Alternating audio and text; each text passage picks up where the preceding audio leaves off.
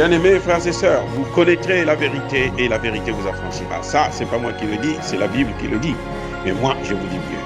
Vous connaîtrez la vérité historique, notamment celle de vos ancêtres kémites, et vous aurez une vision globale de ce que c'est que la vraie souveraineté politique. J'ajoute, vous reviendrez à la spiritualité africaine ancestrale et vous comprendrez les enjeux de l'indépendance économique. Et pour terminer, vous accepterez votre identité culturelle kémite et vous obtiendrez deux choses. La première, c'est la paix. La seconde, c'est le développement, à une condition. L'unité de toute l'Afrique noire, l'unité de tous les Noirs du monde entier. Otep à tous, bienvenue sur la chaîne des panafricanistes par essence, par conviction et par excellence.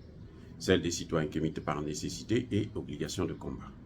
Nous sommes une chaîne qui n'est guidée que par nos ancêtres et rien que par les ancêtres qui appartiennent à l'égrégore du monde noir. Par conséquent, nous ne croyons en aucun Dieu venu de l'étranger. Toutefois, cette vidéo n'est aucunement destinée à inciter à la haine ou à la violence, car nous menons un combat qui est d'abord et avant tout spirituel, intellectuel et démocratique. Ensuite, il est politique, géopolitique et géostratégique. Contre l'impérialisme, le colonialisme, le néocolonialisme et l'endocolonat, qui sont tous qualifiés de crimes contre l'humanité. Nous menons ce combat sur la base du principe fondamental qui est édicté par nos ancêtres, qui est la Mahat, c'est-à-dire solidarité, vérité et justice. Vous êtes donc en droit de connaître la vérité et nous avons l'obligation de vous dire la vérité, rien que la vérité, afin que justice soit rendue au continent africain. Et ça, c'est notre modeste contribution dans cette noble lutte en faveur de la souveraineté, la dignité, la solidarité et l'unité africaine. C'est exactement ça que nous appelons le panafricanisme. Bien-aimés frères et sœurs, dans quelques jours, dans moins de 2 semaines, le Mali aura une nouvelle constitution.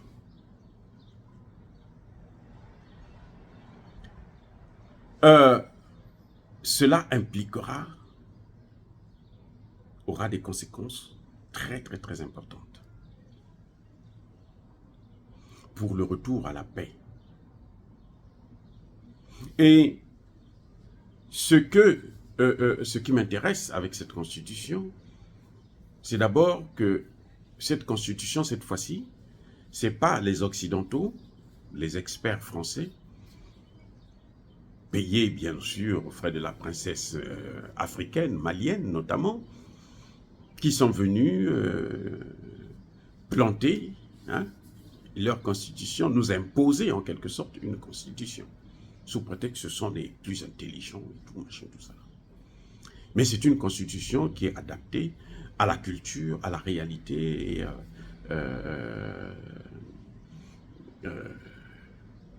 des Maliens.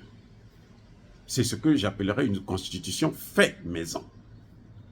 C'est-à-dire que c'est la constitution malienne faite par les Maliens pour les Maliens. C'est tellement beau de voir ça.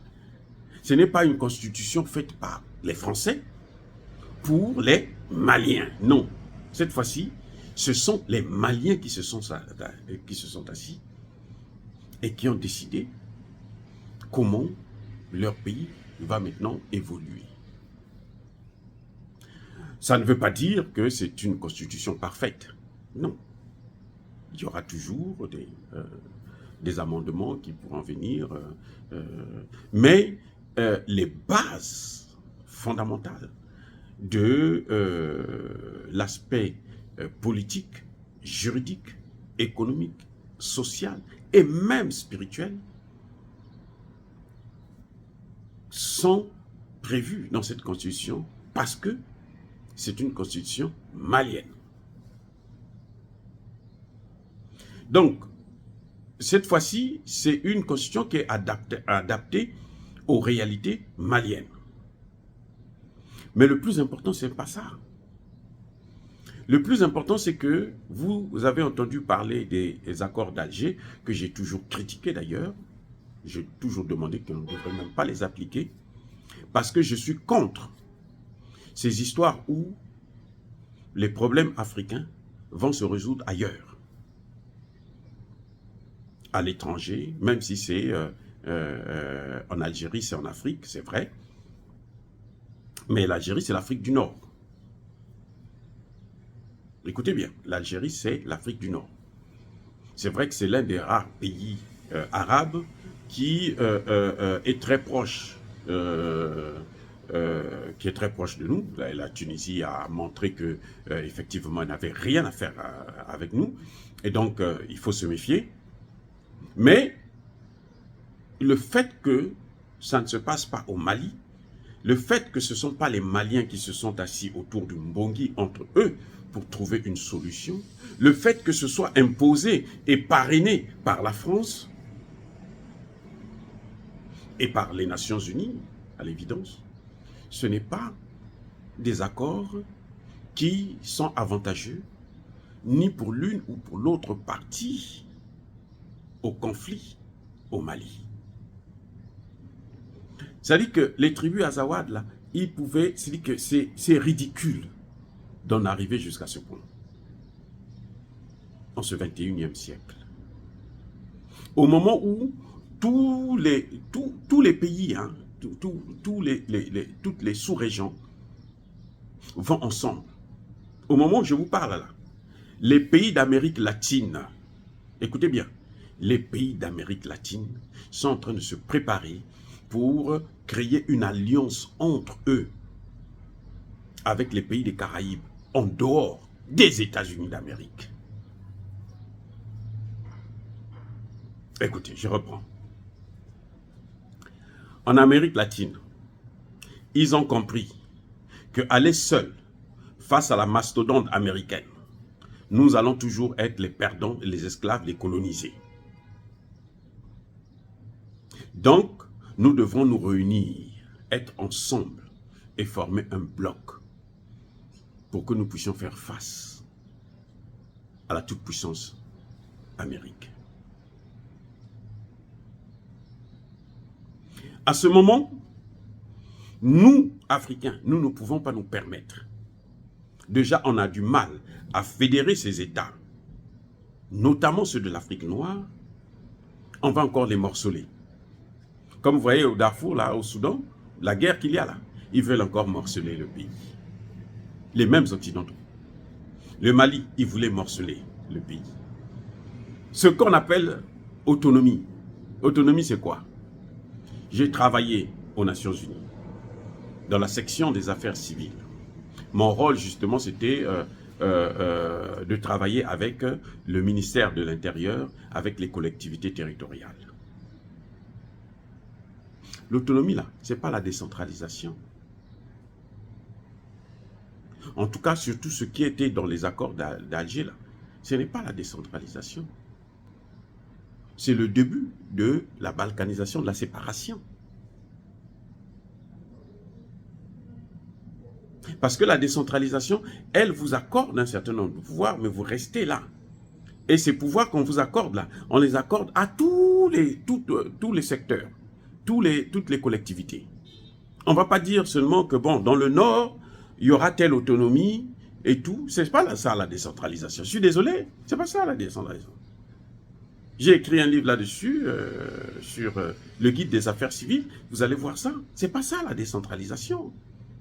Ce que vous voyez là, c'est la séparation. Cette autonomie-là, qui est prévue dans les accords d'Alger, c'est la séparation, c'est l'indépendance. Et je ne comprends pas comment un pays comme l'Algérie est tombé dans ce piège.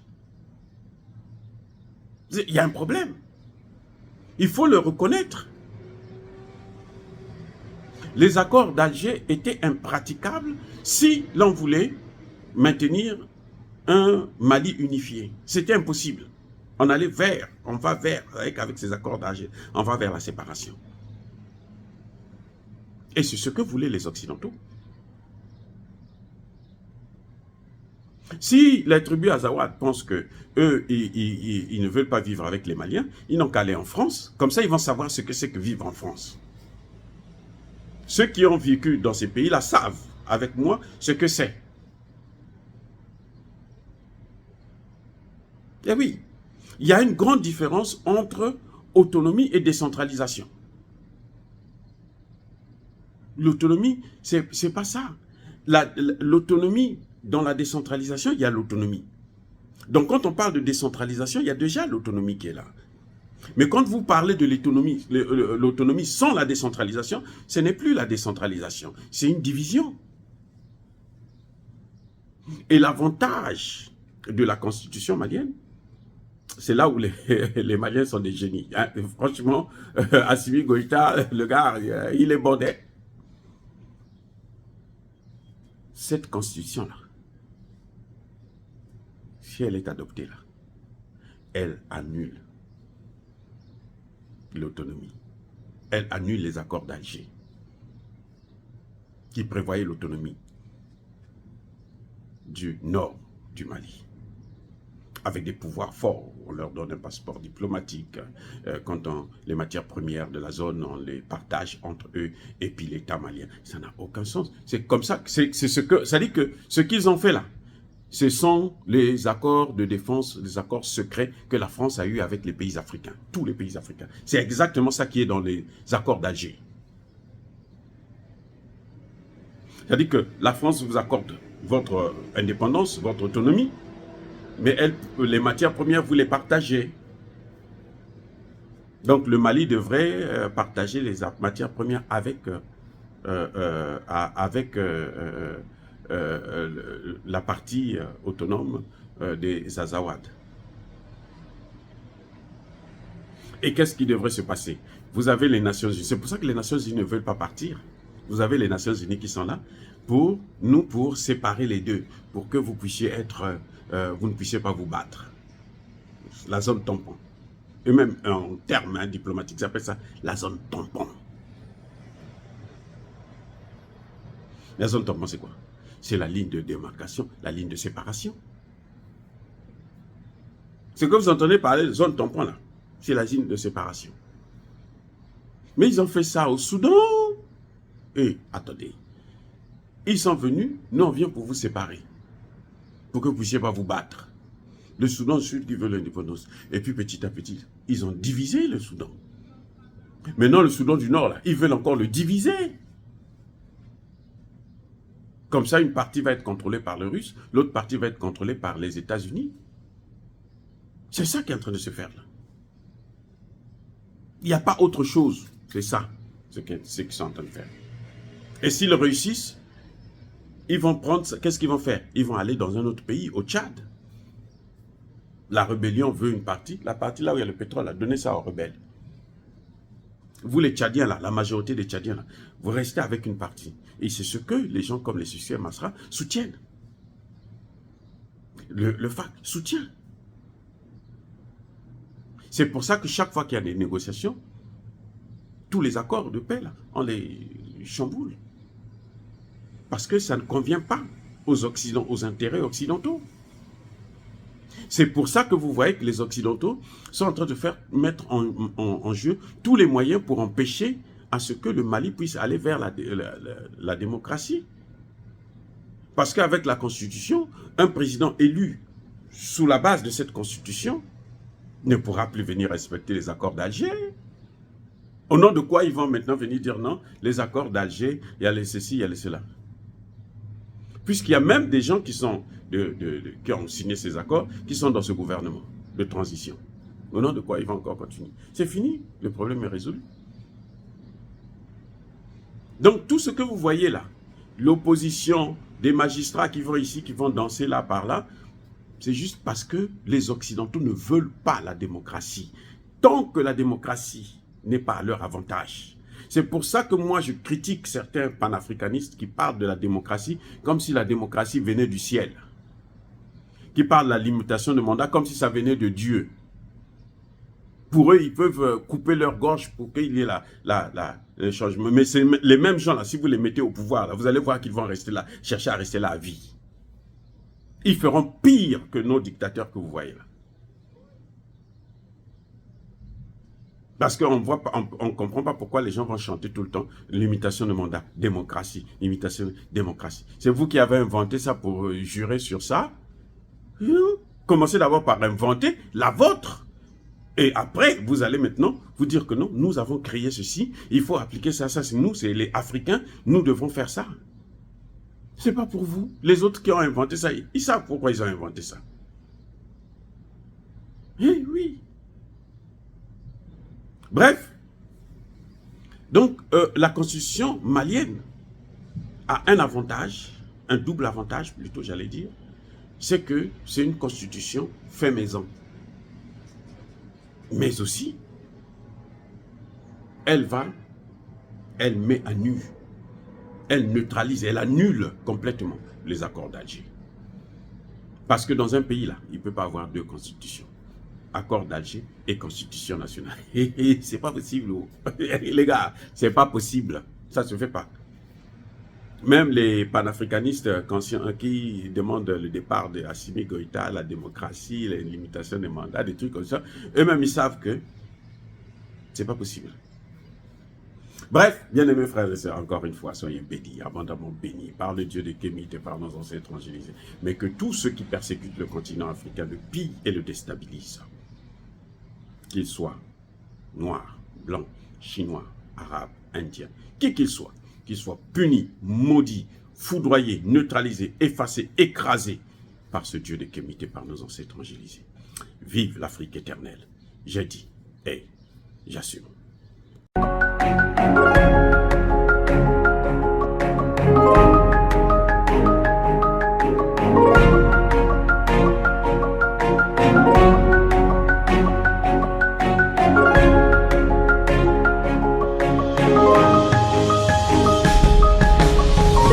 Eux, ils marchent par la foi et non par la vue. Mais moi, je vous conseille vivement de marcher par la connaissance scientifique et historique, notamment celle de nos ancêtres kémites, par les 5 sens et par l'intelligence. À vous, à Pierre.